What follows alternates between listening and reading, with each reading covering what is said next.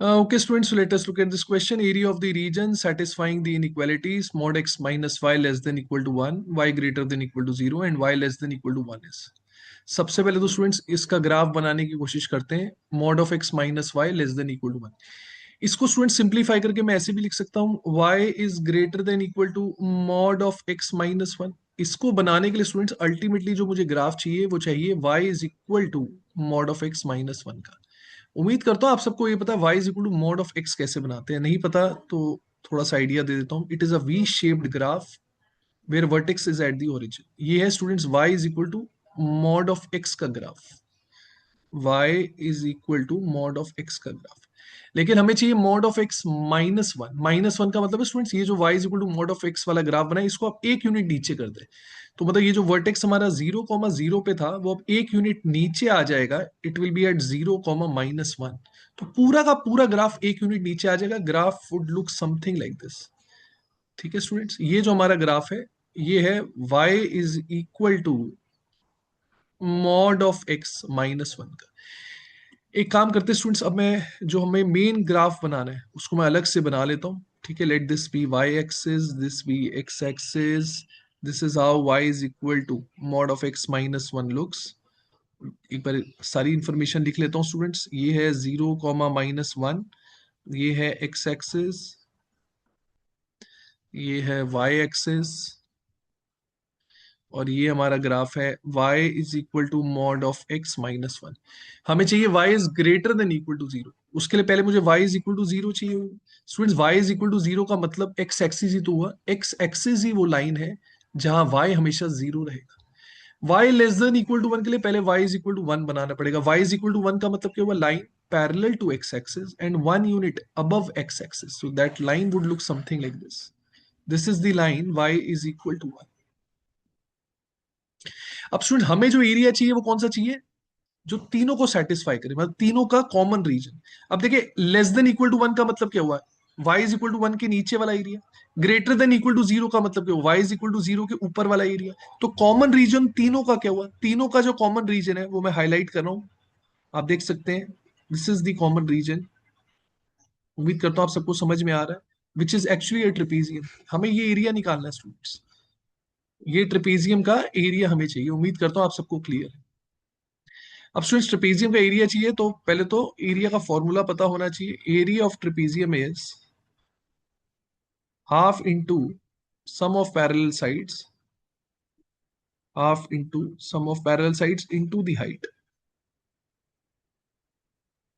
अब students height निकालना तो आसान है ना. This is the height of the trapezium. ये जो मैं हाईलाइट कर रहा हूं देखिए ये हाइट है ट्रेपेजियम की. देखिए ये कोऑर्डिनेट हमें पता है स्टूडेंट्स. ये क्या है? ये तो एक्चुअल में ओरिजिन ही तो है. ये है 0,0 और ऑब्वियसली यहां पर तो x 0 ही है और y 1 है. तो ये 0,1 है. तो 0,0 0,1 है ना. यहाँ y कोऑर्डिनेट यहाँ 0 है और यहाँ y कोऑर्डिनेट 1 है. तो हाइट आ गई हमारे पास 0 to 1. Height is 1 unit. अब मुझे पैरेलल साइड्स निकालनी है तभी मैं एरिया निकाल सकता हूँ. पैरेलल साइड्स के लिए स्टूडेंट्स ऑब्वियसली मुझे ये दोनों पॉइंट्स चाहिए है ना. ये दोनों पॉइंट्स, अब ये दोनों पॉइंट्स कहाँ से मिलेंगे? ये दोनों पॉइंट्स आप देखिए कहाँ लाई कर रहे हैं. y इज इक्वल टू 0 पे लाई कर रहे हैं. और ये दोनों पॉइंट्स किसके इंटरसेक्शन है? y इज इक्वल टू 0 वाली जो लाइन है और ये वाला जो ग्राफ है इनके इंटरसेक्शन पॉइंट्स ही तो है. So now if I put y is equal to 0 here, you can see y is equal to 0 will give mod x is equal to 1. That means x will be equal to 1 और -1. तो students यहां पर जब y 0 है ना तो x के coordinate आ गए हमारे पास 1 एंड -1. तो ये वाला जो पॉइंट है स्टूडेंट्स दैट इज -1,0 है ना. और ये वाला जो पॉइंट है students that is 1,0. Similarly students using the same logic अब मैं ये वाले दोनों पॉइंट्स भी निकाल सकता हूँ. ये वाले दोनों पॉइंट्स किस पे लाई कर रहे हैं? y इज इक्वल टू 1 पे लाई कर रहे हैं. तो y is equal to 1 students अब मैं यहां पर पुट कर रहा हूं क्योंकि ये दोनों पॉइंट्स इसके भी तो हैं. इस ग्राफ के भी तो ये दोनों पॉइंट्स हैं. ये दोनों पॉइंट्स इस ग्राफ पे भी लाई करने हैं और ये वाले दोनों points y is equal to 1 पे भी लाई कर रहे हैं. तो मुझे देखना पड़ेगा y इज इक्वल टू 1 और ये ग्राफ कहाँ इंटरसेक्ट करेंगे. So now in this equation students if I put y is equal to 1, उम्मीद करता हूं आप सबको मेरी बात समझ में आ रही है. यहां लिख देता हूं. अगर मैं यहां पर y is equal to 1 put कर दूं तो आप देखें मॉड ऑफ x2 के बराबर आ जाएगा। मॉड ऑफ x2 का मतलब हो गया x2 भी हो सकता है और -2 भी हो सकता है। तो स्टूडेंट्स आप देखिए ये वाला पॉइंट मेरे पास आ गया, ठीक है। यहाँ पर क्या है, x-2 है और ऑब्वियसली y तो 1 ही है। यहाँ पर क्या है, x2 है और y तो 1 ही है। तो आप देख सकते हैं मेरे पास पैरेलल साइड्स भी आ जाएंगे स्टूडेंट्स, है ना। यहाँ पर x कोऑर्डिनेट -1 है, यहाँ x कोऑर्डिनेट 1 है, तो ये लेंथ कितनी होगी students, -1 to 1, -1 to 1, this length is now 2 units. And similarly students यहाँ x कोऑर्डिनेट -2 है, यहाँ x कोऑर्डिनेट 2 है, -2 से 2, -2 से 2, this comes out to be 4 units. So parallel sides हमारे पास आ गई 2 यूनिट और 4 यूनिट, और हाइट जो है वो 1 यूनिट है।